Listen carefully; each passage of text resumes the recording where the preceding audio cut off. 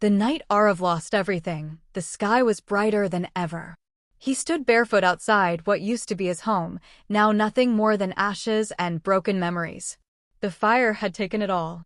The walls, the roof, the photographs, the small wooden bed where his little sister used to sleep.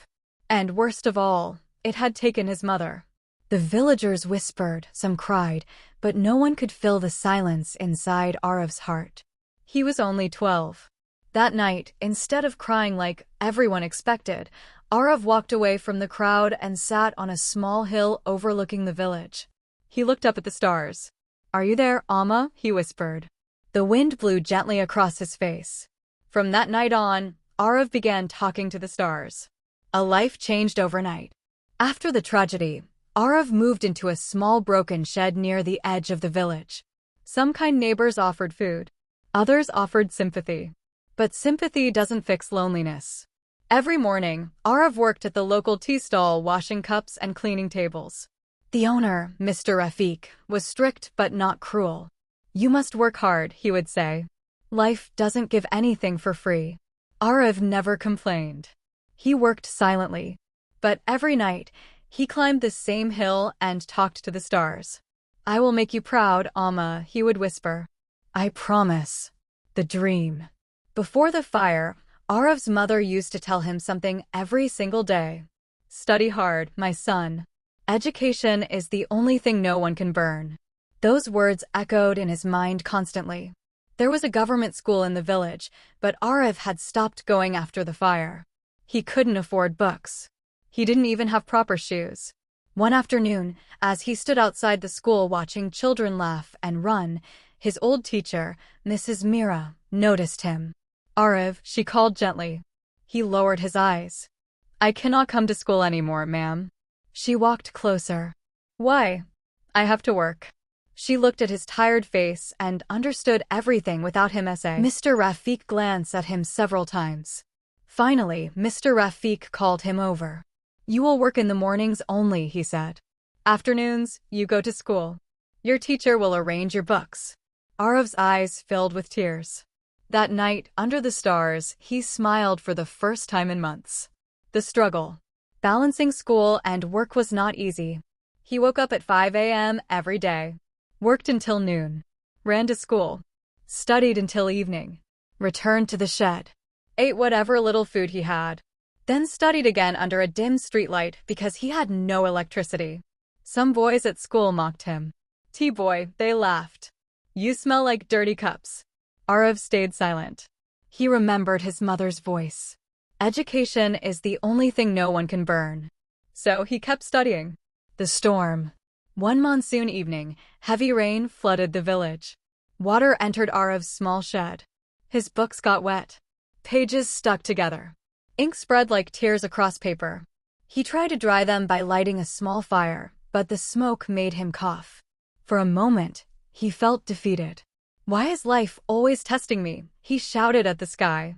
Lightning flashed. Thunder roared.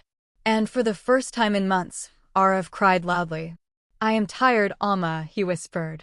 "I am so tired." The rain continued pouring. But when morning came, something inside him had changed. He picked up the damaged books, dried them in the sun, and carefully rewrote every blurred page by hand. If life destroyed something, he would rebuild it. The opportunity. Years passed. Arav became one of the brightest students in school. One day, the principal announced a district-level scholarship exam. The winner would receive full funding to study in the city. It was Arav's only chance to escape poverty. But there was a problem. The exam center was 40 kilometers away. He had no money for travel.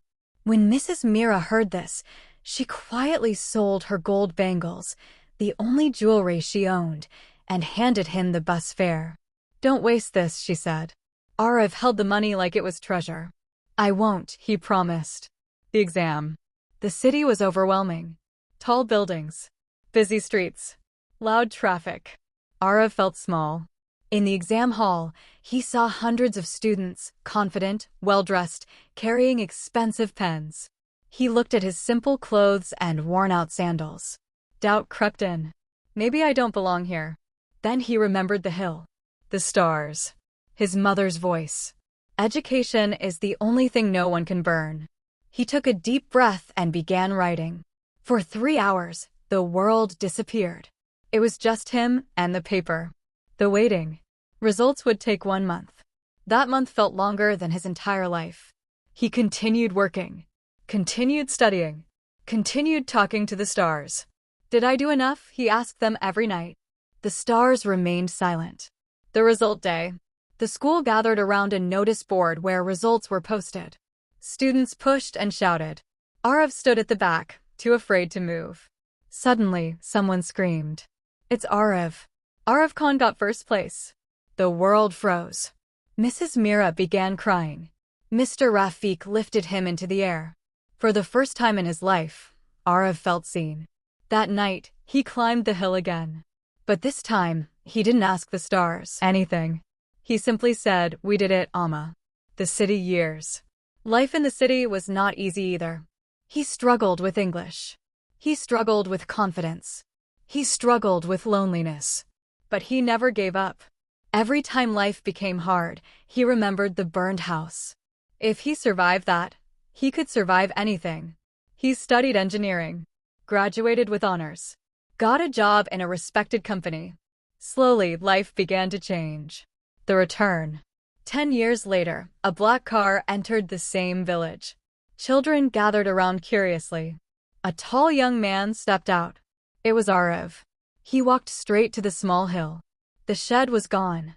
The tea stall was bigger now. The school had fresh paint. He met Mrs. Mira, now older but smiling proudly. He met Mr. Rafiq, whose hair had turned white. And then he made an announcement that shocked everyone. He was building a free learning center in the village, with electricity, books, computers, and scholarships for poor children. No child should stop studying because of poverty, he said. The villagers clapped. But Arav looked up at the sky. The stars were shining. The final message. During the opening ceremony of the learning center, Arav gave a speech. When I was 12, I lost everything, he began. But I learned something important. Life can burn your house. Life can take your comfort. Life can test you in ways you cannot imagine. But if you hold on to your dreams, and if you work harder than your pain, nothing can stop you. Talk to the stars if you have to. Cry if you must. But never stop moving forward. The crowd stood in silence. Some cried. Some felt hope for the first time. That night, Arav stood alone on the hill one last time. I kept my promise, Amma, he whispered. A shooting star crossed the sky.